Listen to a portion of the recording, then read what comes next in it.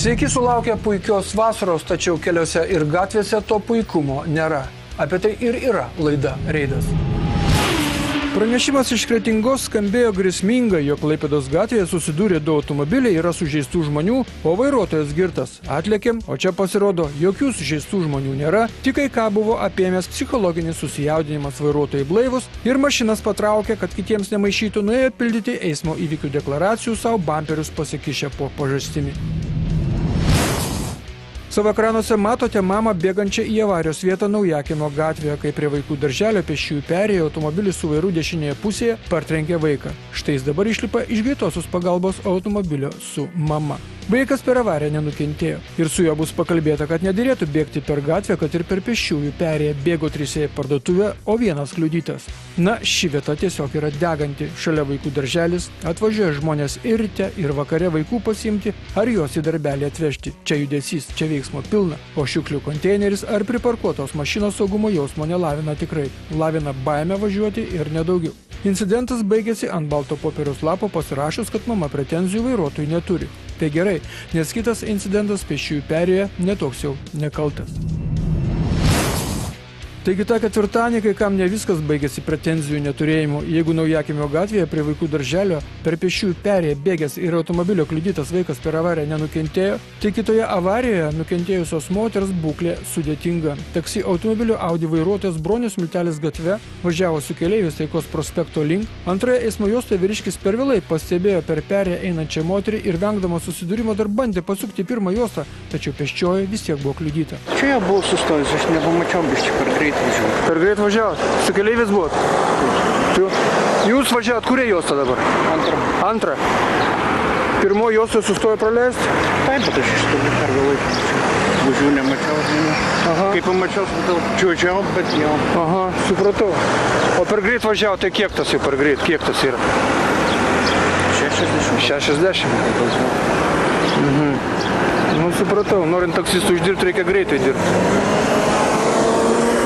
O dabar jinai iš kurios pusės iš čia atėjo, ne? Iš čia? Greičiausiai taip, nes aš mečiausi, aš bandžiau, maniau, gal dar suspėsiu apvažiuoti per čia. Aš taigi mečiausi šitą pusę, kai kurie žmonės spėja praeiti vieną pakabinatą. Supratau. O kaip sužalojimai kokie? Kraujas ar iš nosies iš veido, ten akis, bet gal ir galva nesinai ant mašiną. Moteriškė nuo pėsčiųjų perėjos buvo nublokšta 12 metrų. Čia pirmoje eismo juostoje aptiktas kraujo klanas. O automobilis sustojo už 18 metrų tik užvažiavęs ant šaligatvio. 59 metų netolimos Varpų gatvės gyventoja Irena dėl galvos traumos buvo skubiai išvežta į ligoninę. Liudininkai teigė, kad moteris, dirbanti šalia esančioje mokykloje, tiesiog buvo išsviesta į orą. Taksi automobilio vairuotojas buvo blaivus. Klaipėdos kelių policijos biure dėl šios avarijos pradėtas tyrimas. Ko gero kamščiai susidarė todėl, kad susidūrus automobiliams eismo dalyviai pildo eismo įvykių deklaracijas. Ir mes teisūs, Pilies gatvėje kamštis dėl to, jog antroje eismo juostoje susidūrė 3 japonai. 2 Toyotos Avensis į viduriuką prieimė 6 Mazdą. Priekyje maitinanti mama vairavusi Toyota nenukentėjo, kaip ir jos kūdikis. Avariją sukėlusi žalialapė mergina taip pat sveika, tik susijaudinusi. Aišku, skaudžiausiai ir iš priekio, ir iš galo suvaryta 6 Mazda. Avarija įvyko, kai kamščio gale jau sustojo viena Toyota, o už jos Mazda, o paskutinė, tai yra antroji Toyota, ėmė ir nesustojo. Jūs stovėjot? Aš stovėjau. Jūs stovėjot? Ir kiek smūgių po to jutot? Vieną. Vieną gerą, didelį, kad net klikti pradėjau. Supratau. Nu viskas tvarkos, svarbu gyvi sveiki. Į jūs įvažiavo? Ne. Į jūs įvažiavo? Į jūs įvažiavo. Supratau. Nu gerai, traukia mašinas, dabar tada ir viskas. Skirsimės iš Pilies gatvės kuo greičiau, juk buvo paskutinio skambučio diena, po kurio į gatves pasipils jaunimo, prognozuojamo, motyvuoto ir kitokio patirties neturinčio. Ir vėl apie šventą trejybę. Prie Rimkų viaduko susidūrė 3 automobiliai. Įdomiausia yra tai, kad į automobilį, kuris pristabdė, trenkėsi iš pradžių Mercedesas, o jį kaip į sieną įvažiavo visureigis Isuzu Trooper. Labą dieną, visi gyvi? Visi. O trečia mašina kur? Pavažiavo. Nekliuvo jai? Viskas. Buferiuko biškelėlį įdaužiau ir viskas. O kas vairavo džipą? Kas nutiko? Man tai nieko, džipui. O stabdžiai baigėsi? Ne, tiesiog pirma mašina staigiai sustojo. Mersas į ją, aš į Mersą. Mersas atsimušė į tą automobilį?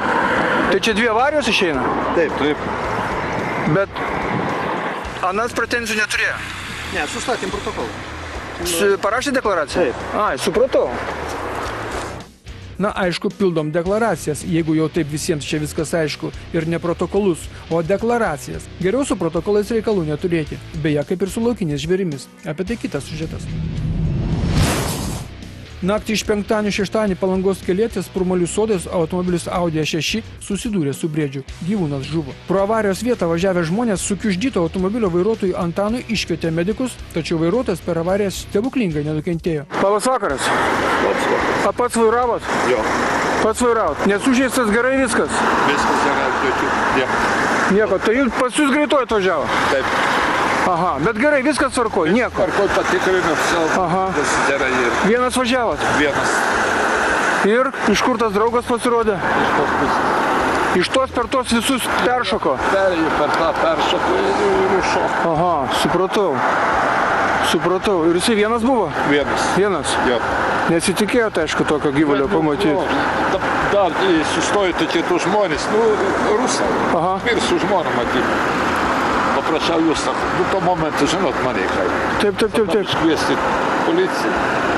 Ne, tai aišku. Paskambino ir viskas. Nueinam žiūrėti į mašiną. Svarbu, gyvos sveikos esat. Bet jis dar juda. Juda? Jo. Prie Jakų žiedo mašina partrenkė 2 briedžius ir dar kilometrą nuvažiavo. Tai medžiotojai sakė, kad tie briedžiai po vieną nevaikšto. Dar ir antras galėjo būti. Ne. Tikrai vienas. Ne, tai matau vienas. Na, briedis, stirna, šernas, kaip ir vaikas, į gatvę gali išbėgti, kada jam šaus į galvą. O ne kada bus saugu ir nebus mašinų. Ir vis dėlto Antanas laimės kūdikis. Palangiškis, dirbantis vilkiko vairuotojui, per šį siaubingą susidūrimą nenukentėjo, nors greitis, sakė, buvo apie 100 km/h. Nustebkime ir pasidžiaukime, kad atėjo laikas reklamai ir Baltikum televizijos eteryje siaubingus dalykus keičia gražūs dalykai. Reklama. Tai štai su šiomis mintimis leiskite paskelbti didžiąją pertrauką. Dabar jūsų dėmesio reklama ir anonsai, na, po jos toliau laidoje matysite. Plungėje nuo policijos bėgęs automobilis su vaikais tėčkėsi į medį. Policijos reidai, tai laidos reidas nuolatinė rubrika, kaip ir aišku, kaip diena, kad kitą nuolatinę rubriką filmuoja reido reporteriai, jūs išvysite jau po reklamos.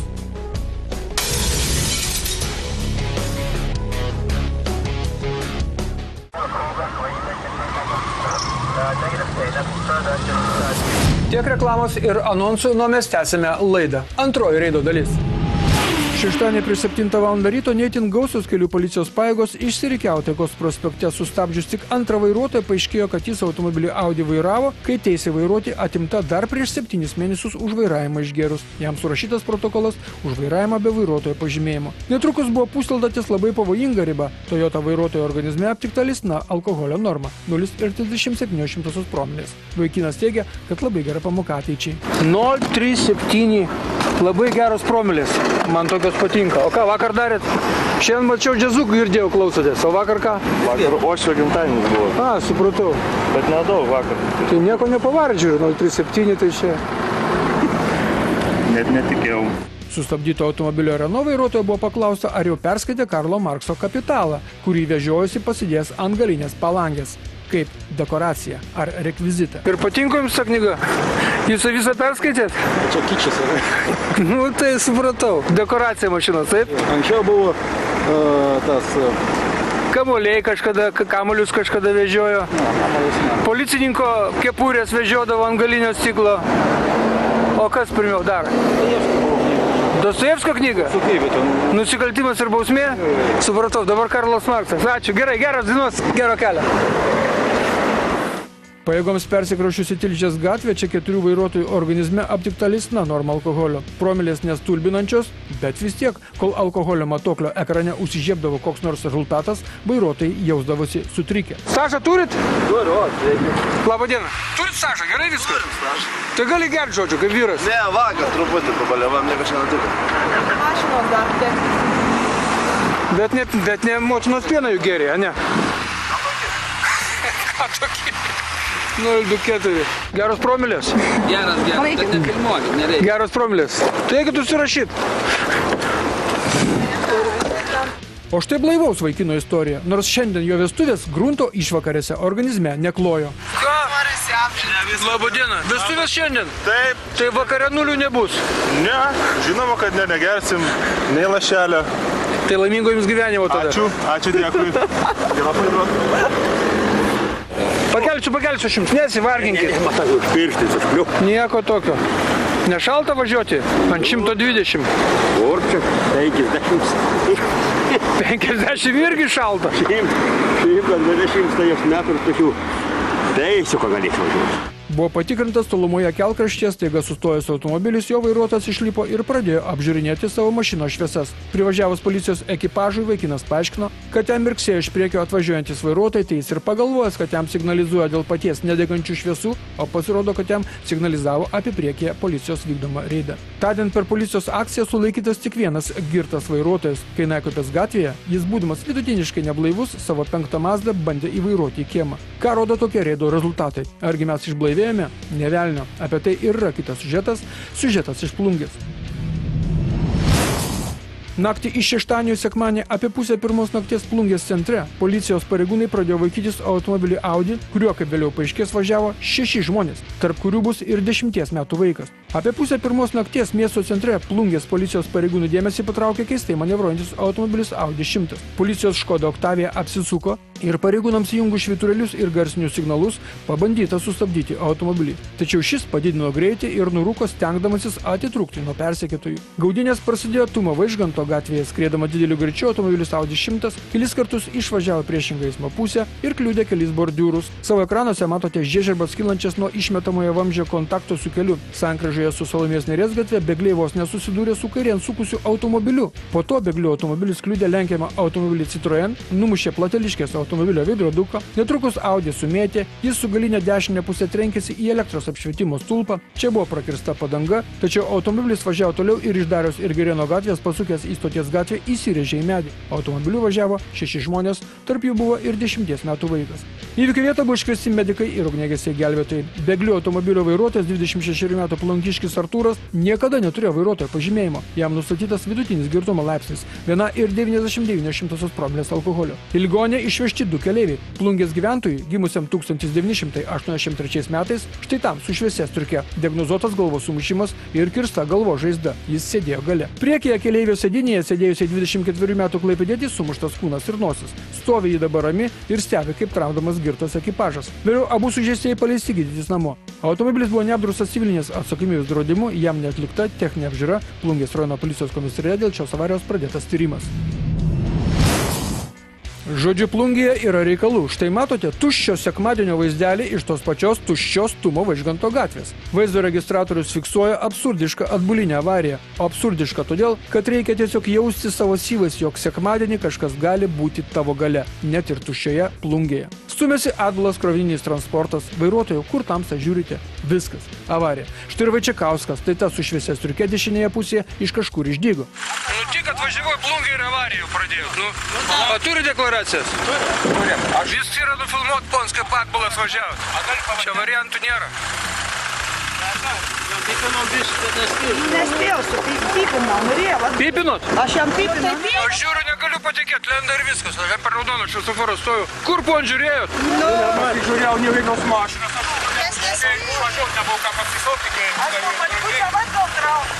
Aš mačiau, susukti ratai.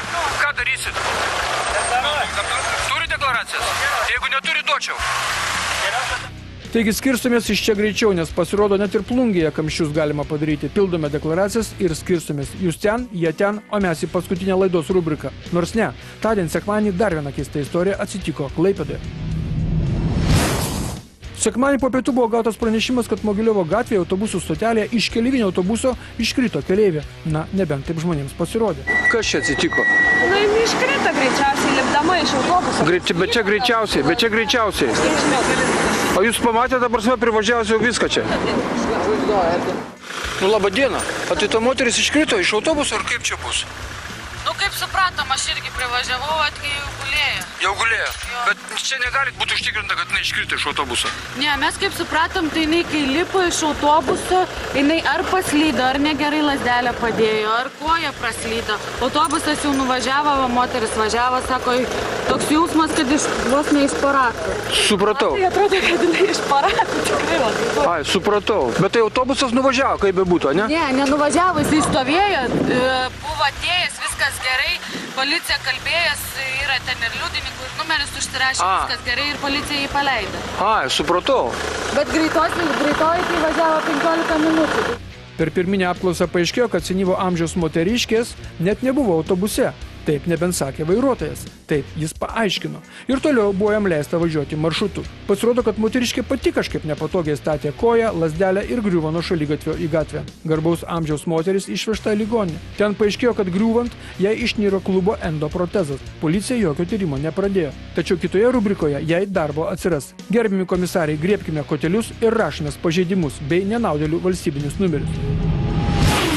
Reido reporteris startuoja Vilniuje, Naujininkuose, Beriaus ir Girėno gatvėje. Štai dešinėje pusėje prie šviesoforo iš automobilio išlipa stirna ir tik šnakšt mums prieš nosį gazelę. Kartojame, kai vienas eismo dalyvis sustoja praleisti žmonių prie pėsčiųjų perėjos, tai ir jūs būkite malonus, tai padarykite. Jums sakome antrą juostą važiuojančiai. Ir kur nuskubėjate, ką? Iki eilės galo? Ir kitam eismo dalyviai norime pasakyti tą patį. Sustok, praleisk, gerą darbą padaryk. Ir čia geri darbai baigėsi. O kai jie baigėsi, prasideda blogi darbai. Vaizdas iš Panevėžio mums primins, kad vaikai neprognozuojami kaip ir laukiniai gyvūnai. Jie gali pasileisti per gatvę prieš pat mašinos ratus. Ir tik nezyskit, kad vaikus gyvūnams prilyginome. Juk taip ir yra. Taikos prospektų ir Dubysos gatvių sankryžoje atkreipkite dėmesį į eismo dalyvius ramiai besiruošiančius savo veiksmams. O dabar dėmesio į ekraną kairėje. To jau BMW pralėks jau degant labai draudžiamam šviesoforų signalui. Atsukam tave sūnau atgal, parodyk komisarui savo numerius. Puiku, važiuok toliau. Gero kelio. Važiavimas, tiksliau skridimas keleivinio transporto eismo juosto, nerodant posūkio signalų, yra tiesiog nekultūringas veiksmas. Štai vienas su Audi praskrido Taikos prospektu, prieš tai tą juostą riedėjęs kokį kilometrą, nes prasukant atgal vaizdo medžiagą, tas automobilis iš degalinės teritorijos neišvažiavo tikrai. Jis važiavo Poškos ir Neniškio eismo juostą, o džipo vairuotojas tai geras, jis ne tik skraido po eismo juostos nerodydamas posūkio signalų, bet ir prie trečios poliklinikos šviesoforo paaiškėjo, kad jis celiuliarinę telefono pagalbą filmavo Reido reporterio mašiną, iš kurios nufilmuota šį krūvą pažeidimų. BMW akcija. Na, kas tau nervingas žmogau? Kas tau darosi? Ko trūkščiai prieš dvi pėsčiųjų perės Statybininkų prospekte? Skubi? Na, per tokius ir vadinamus dorus BMW-vistus ir bimbalistus urlaganais, kelių chuliganais. Prieš pat girtuoklių posūkio rimkose pamatysite visureigio atliekamą lenkimo manevrą, nors ten rimkų pradžioje kybo ženklas draudžiantis lenkti. Ir tai dar ne viskas, dar ir posūkio nerodo. Na, čia tai dugnas, blogiau jau nebūna. Tikrai Reido reporteriai įvykus avarijai niekada nepravažiuos pro šalį. Čia mes kalbame apie šią kaktomušą Elektrėnuose. Juk viskas aišku, kas čia toks neįveikė posūkio staigesnio. Greitis. Kaip atrodo važiavimas per plytą, netrukus pamatysite stebėdami šio Volkswagen Polo veiksmus Klaipėdoje. Į dešinę, į kairę ir tiesiai. Štai jums ir plyta. Paskui važiavęs vairuotojas net žaktelėjo, net pristabdė iš netikėtumo. Ką, nesimato plytos? Vilnius, Konstitucijos prospektas. Tas nenumaldomas noras paspausti pradėjus mirksėti draudžiamam šviesoforų signalui. Čia tokie mūsų įpročiai. Čia nieko nepadarysi. Kaune Kipro Petrausko gatvėje Opel Vectra persirikiavo be posūkio signalo ir nuvojo taip pat degant draudžiamam šviesoforų signalui. Šioje rubrikoje, tai jau patys supratote, šį kartą daug dėmesio skirime šviesoforų šviesoms. Štai žiūrėkite Šilutės plento ir Statybininkų prospekto sankryžą. Mums jau dega sekcija leidžianti sukti į kairę, o kur varo pliurpa per raudoną. Ką? Net nei dešinę suka, varo tiesiai.